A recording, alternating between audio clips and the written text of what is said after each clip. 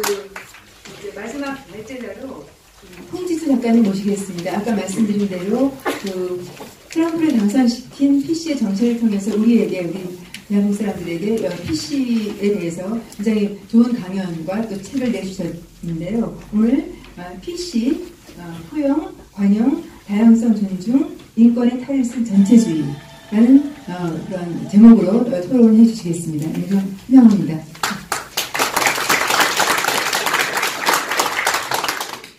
배포된 책자에 들어간 칼럼은 그냥 읽어보시면 될 것 같고요. 저는 좀 딴 얘기를 해드리겠습니다. 제가 잘 팔리지도 않는 책 달랑 한 권 쓰고 작가라는 타이틀을 달고서는 지식인의 모임에 와서 이렇게 이래라 저래라 훈수 두는 것 자체가 우리나라가 지금 얼마나 개판인지를 보여주는 방송입니다. 제가 요새 펜앤마이크 칼럼을 통해서 내부 총질한다고 욕을 엄청 먹어갖고 지금 기대 수명이 굉장히 늘어났어요. 근데 명중률이 형편없나 봅니다. 지금 사망한 사람은 하나도 없어요. 내부 총질 그렇게 해야 되는데도. 요즘에 문정권 비판하는 거는 뭐 거의 국민의 한 20% 빼고 전 국민의 스포츠가 됐죠. 그래서 문정권 비판하는 거는 정말 땅짚고 헤엄치기입니다. 그래서 저는 앞으로도 내부 총질을 계속 할 겁니다. 전부들 집 바깥에 나가서 대문방만 열심히 쓸면 뭐합니까? 집안에 똥물이 흐르는데 제가 걸레로 좀 훔치겠습니다. 그리고 내부 총질 하는 김에 오늘도 한두 방 쏘고 나가야죠.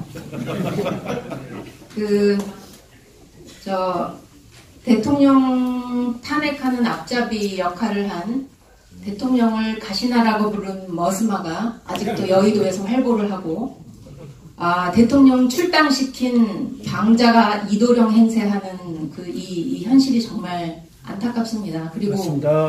그리고 여러분 코카콜라 너무 많이 드시지 마세요.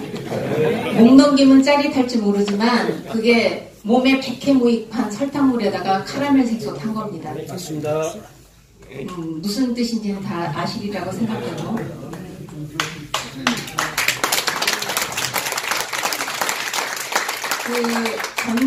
전체주의의 가장 중요한 해독제는 표현의 자유입니다. 그런데 요즘 우리나라뿐만 아니라 미국 그리고 서구 전역도 주류 언론이 정권의 편입니다. 전체주의에 부역하는 언론들이에요. 제가 독어를 못하고 불어도 부실해서 영어권만 대충 보고 있는데 주류 언론들이 전부 좌익이 장악했습니다. 학계 문학에는 말할 것도 없고.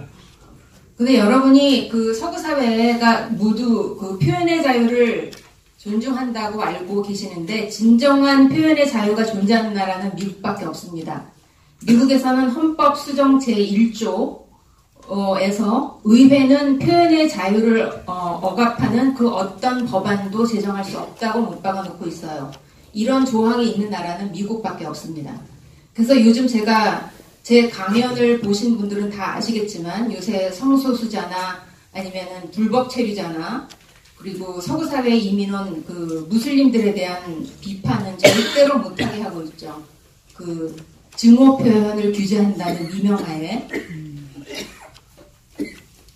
그래서 여러분 우리가 지상낙원이라고 알고 있는 스웨덴 같은 경우에는 증오 표현, 국적이나 종교나 인종을 바탕으로 한 경멸적인 표현을 하면은 최고 2년 이하의 징역에 처해질 수 있습니다. 미국에서는 절대 그럴 수가 없어요. 근데 미국에서도 증오 표현이라고 해서 사회적으로 직장에서 해고되거나 아니면은 여러분 잘 아시는 소셜미디어에서 퇴출되거나 그런 일이 빈번하게 일어나고 있습니다. 법적으로 제재만 못할 뿐이지 굉장히 보편적인 지금 현상입니다. 제가 우리나라 지식인들께 정말 실망하고 좀 당부드리고 싶은 게 있는데 우리나라에서 지금 미국 주류 언론이 얼마나 좌경화되어 있고 정말 가짜 뉴스를 살포하는지 잘 모르고 계신 것 같아요. 아직도 우리나라 주류 언론은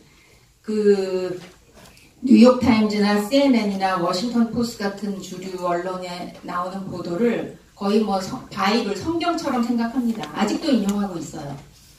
저 지난번에 펜앤마이크에서 뉴욕타임즈에서 한 기자가 방한을 했는데 그 기자를 인터뷰한 내용이 기사가 올라갔는데 그 뉴욕타임즈 기자가 그렇게 얘기를 했어요. 언론은 사실을 확인하고 진실을 추구해야 된다. 그래서 제가 거기 달린 기사에 따른 댓글을 이렇게 봤습니다. 근데 제가 떠들어서 그런지 아니면은 스스로 깨달으셨는지 모르겠지만 거기 댓글이 이런 게 달려 있더라고요. 야, 뉴욕타임즈 네가 그런 소리 할 자격이 있냐? 그렇게 달려있는 걸 보고 지식인보다 그 댓글 다는 네티즌의 수준이 훨씬 높다는 걸 제가 깨달았습니다.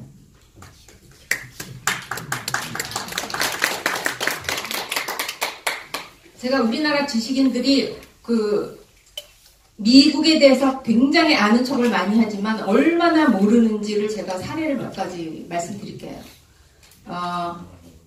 지난 11월에 미국에서 중간선거가 있었죠. 거기서 하원에서는 공화당이 지고 상원에서 이겼습니다. 근데 우리나라 미국에서 박사학위까지 따고 10년 넘게 거주한 한 지식인이라는 분이 저한테 그러거든요. 트럼프가 저렇게 예측 불가능하고 충동적이고 천박하고 그런 걸 이제 미국 시민들이 깨닫게 된 결과라는 거예요. 그래서 제가 그랬습니다. 1930년대부터 미국의 대통령이 첫 임기 4년 동안 첫 중간선거, 그러니까 2년차 중간선거에서 집권당이 승리한 적은 90년 동안 3번밖에 없었습니다. 그것도 비상사태였을 때였어요.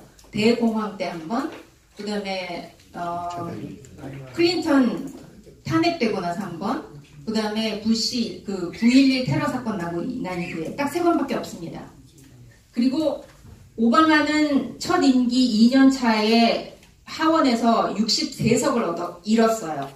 트럼프보다 훨씬 많이 잃었습니다. 그리고 상원에서도 6석을 잃었어요. 오바마는. 근데 트럼프는 상원에선 이겼죠. 그래서 제가 그 팩트를 들이댔더니 아무 말도 못하더라고요. 이렇게 무지합니다. 우리나라 지식인들이.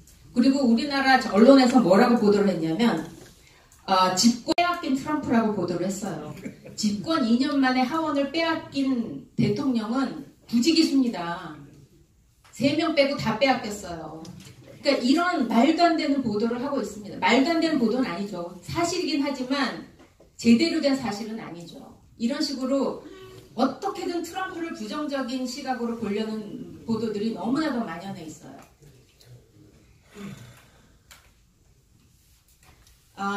어저께 제 트럼프를 당선시킨 피스의 정책 커버를 그린 사람이, 그 그림을 그린 사람이 미국 사람입니다. 미국 남자인데 알바니아에서 미국으로 이민 온 무슬림이에요.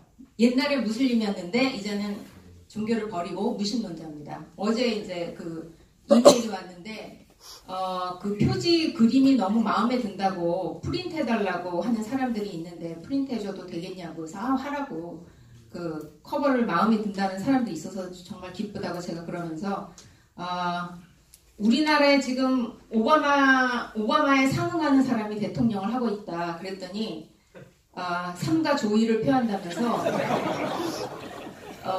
바라건대 오바마만큼 우리나라를 말아먹은 정도로 말아먹지는 않았으면 좋겠다고 그렇게 덕담을 해주더라고요. 저한테 덕담인지 모르겠지만 하여간 그렇습니다. 그러니까 민주당 지지한 사람들은 아직 오바마를 떠받들듯이 하겠죠. 근데 오바마한테 굉장히 실망한 사람들이 그렇게 많다는 얘기입니다. 그리고 방금 중간 선거에서 오바마가 졌기 때문에 이제 미국민들이 트럼프가 어떤 사람인지 깨닫게 됐다고 하는 지식인, 제가 이제 역사적 자료를 좀 반박을 했더니 그래도 오바마가 인종 갈등을 개선하는 데는 공을 세우지 않았냐 그렇게 얘기를 해요. 근데 그러니까 흑백 갈등이 제일 극심했던 때가 오바마 집권 때입니다. 그거는 흑인들이 그렇게 얘기하는 거, 제가 그렇게 얘기하는 게 아니라.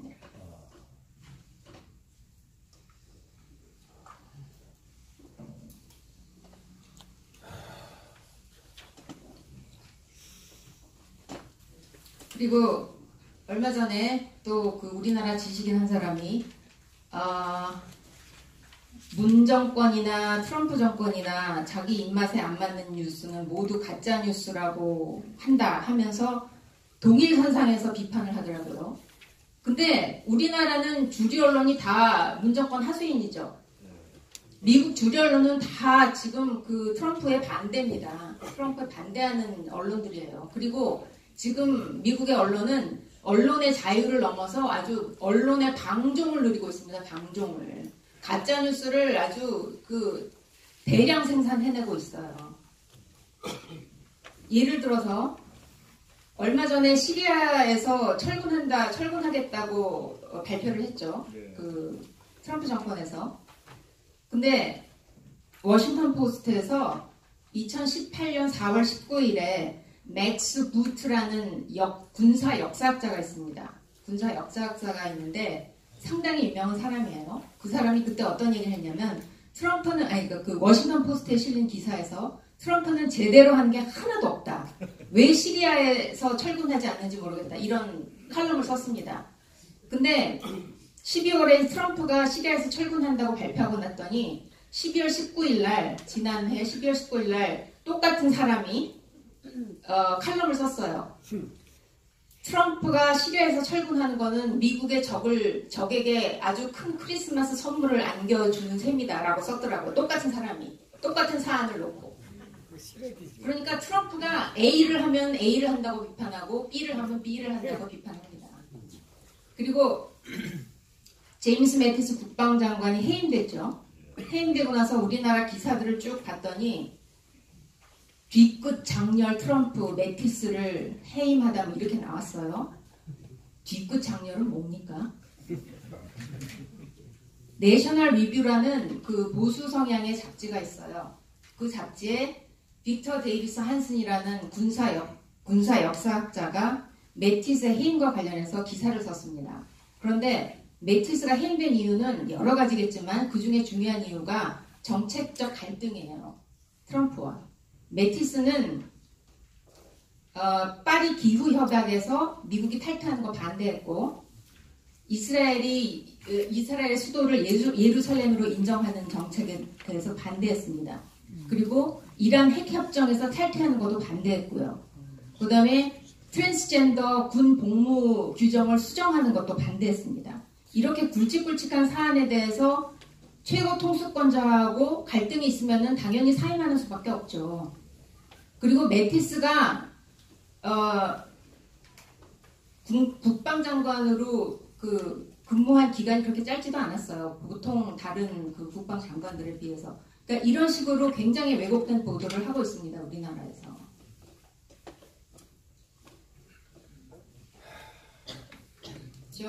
스웨덴에 대해서 그리고 그 내셔널 리뷰에서 미국 대통령 선거가 일어나기 전에 내셔널 리뷰라는 아까 말씀드린 그 보수 성향의 잡지에서 네버 트럼프라는 특집을 만들었었습니다. 절대로 트럼프만 안 된다. 심지어는 그 공화당 기득권층 쪽에서도 힐러리를 찍은 사람들이 많았어요. 부시 대통령도 아마 힐러리 찍었을걸요. 정신 나간 사람이죠. 그런데 그 네버 트럼프라는 진영, 그러니까 네버 트럼프, 그러니까 트럼프는 절대로 안 된다고 주장했던 토마스 소월이라는 경제학자가 있습니다. 스탠포드 대학의 후버 연구소에 있는 아주 유명한 흑인 경제학자예요. 근데 제가 굉장히 좋아하는 분입니다. 근데 그분이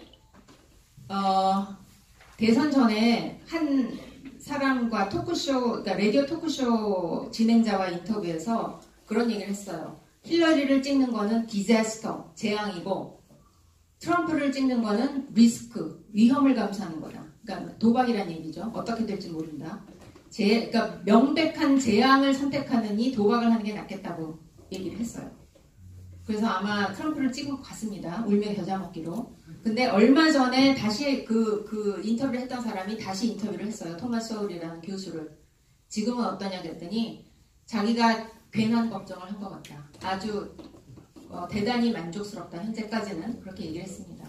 물론 그 사람의 의견이 트럼프의 모든 것을 말해준다고 할 수는 없지만 트럼프만은 절대로 안 된다는 지식인이, 미국의 그것도 흑인의 지식인이 지금 그 정도로 평가하고 있다는 사실만을 알아주시길 바랍니다.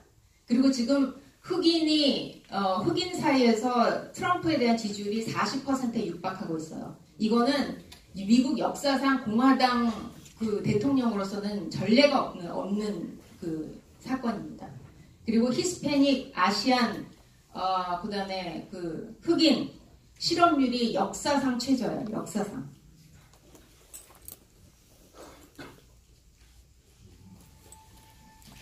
저희가 마무리해야겠네요. 그 토마스 소월 교수가 이런 얘기를 했습니다.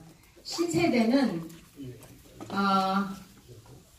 문명을 침공하는 어린 야만입니다.